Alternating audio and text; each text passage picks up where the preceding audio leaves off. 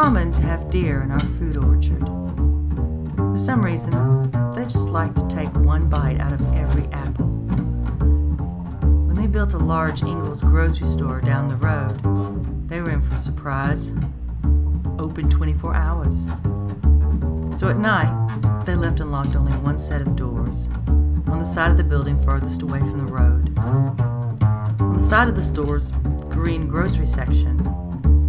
So late at night, when all is quiet, parking lot pretty empty, minimal staff in the store, the deer come. Electric doors open, and they just walk right to their favorite food section of the store. Everything set at arm's length for them to nibble on: apples and plums, peaches, carrots and greens. It's about time the deer community opened up its own buffet restaurant, all you can eat. That must be what it looks like to them.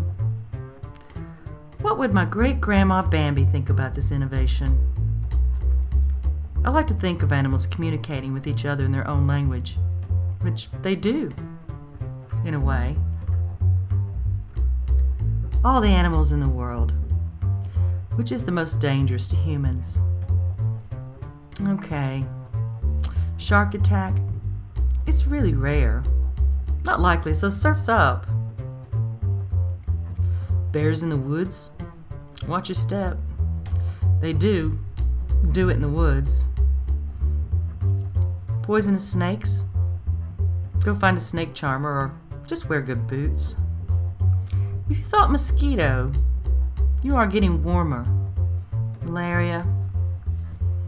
Same with fleas and bed bugs. So the bronze medal is for mosquitoes.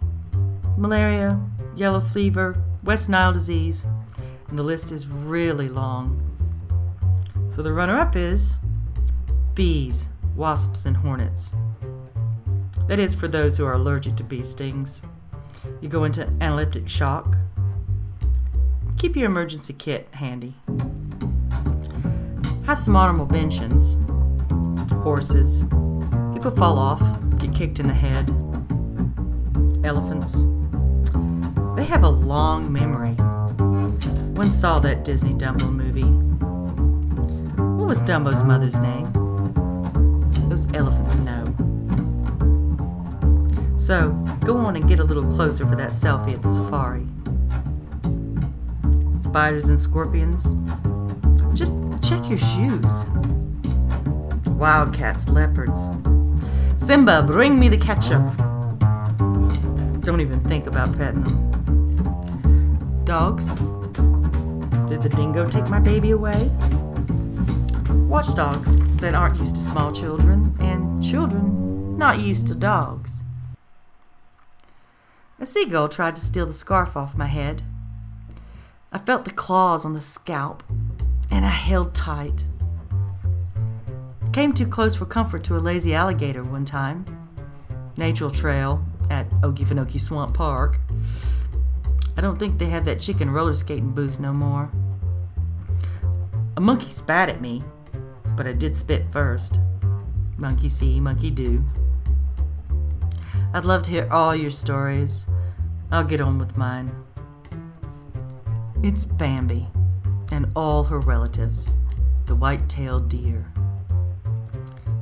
Killing deer with a car is not a good idea.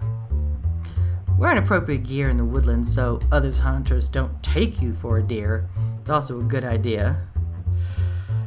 Billions of dollars in insurance claims, crashes hitting deer, crashes caused trying to avoid the deer.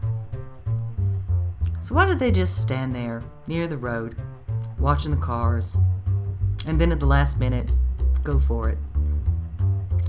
Research from the University of Washington and the University of Georgia say they have all the answers now.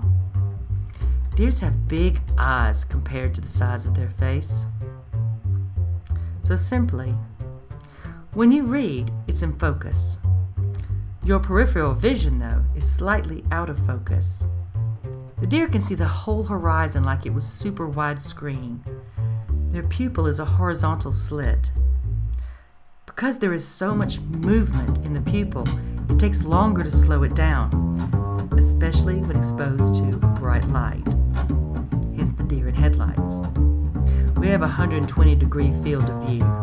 The deer has 300. This is terrific at picking up any movement around them. But they are blinded and clearly can't focus on you unless they see you with both eyes, nose pointed right at you. So I came home for the Christmas, and the night before a deer had been hit by a car and just died off the side of the road at the end of our property. Since rigor mortis had set in, I thought it would be a good idea to prop it up, standing and put some lights on it for a festive feel. But no, instead we had to call the local EPA to come and collect it. But that's not what I was going to tell you about. This story is about my friend's little sister and the night she boxed a deer on the Atlanta Highway. That's a little misleading. The gloves were off. Maybe the worst call a mother can get is that their child has been in a car accident and you must come to hospital. The Varsity Restaurant is an old hangout, just right outside downtown Athens, Georgia, where the University of Georgia is. Home of the Georgia Bulldogs. Go Dogs! Growing up near a big college town famous for college ball and alternative music, REM and the B-52s. So this little sister, Amy, and her friends, it's 2 girls and 2 boys, are out and about downtown and pit stop at the Varsity for their fine food. People go there for the hot dogs. It is a popular landmark.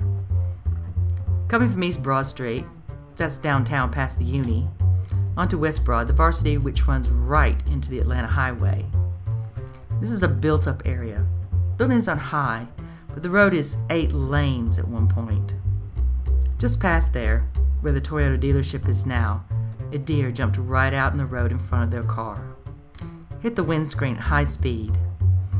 Even if only at 55, this is a big crash.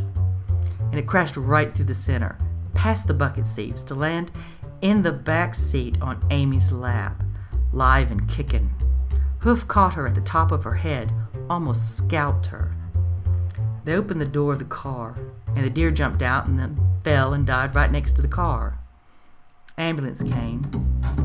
All the kids were covered in blood, glass, and deer hair. Amy was rushed to the hospital, and her mom came quickly. When she got there and asked for her daughter, she was told flippantly, "Oh, that girl, the one puking up Varsity hot dogs?" They sent her home, and she was just very sick all night long, so her mother brought her back to the hospital the next morning. She had a severe concussion and was kept this time for 2 days. She had several stitches in her scalp. It took a week to get the blood washed out of her hair. She still has the scars. I have never been that up close and personal with a deer in distress. She was very lucky to live through that kind of accident. So when I was driving across the country from East Coast to West, I did notice the difference in the size of the deer crossing signs. They get bigger and bigger. The picture of the deer.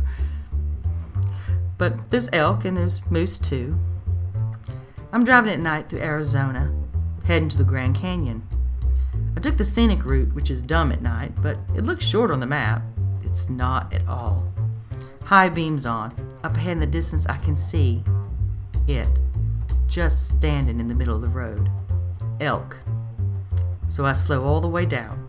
She's just standing there, straddling the 2 lanes, not fussed about me at all. I have to pull over, off the side of the road to go around. She was as big as a horse. I creeped around her. How did I know it was a her? She stuck her ass right up in the middle of my driver's window. Wish I'd woken my sleeping passenger to take a picture of that. Any words of wisdom? We take the deer and their cousins real seriously around here. Everybody's got a deer recipe. I like to marinate it in Coca-Cola for 48 hours. And that's my story. If you like, compliment. If you love, subscribe. And don't forget to take hostages.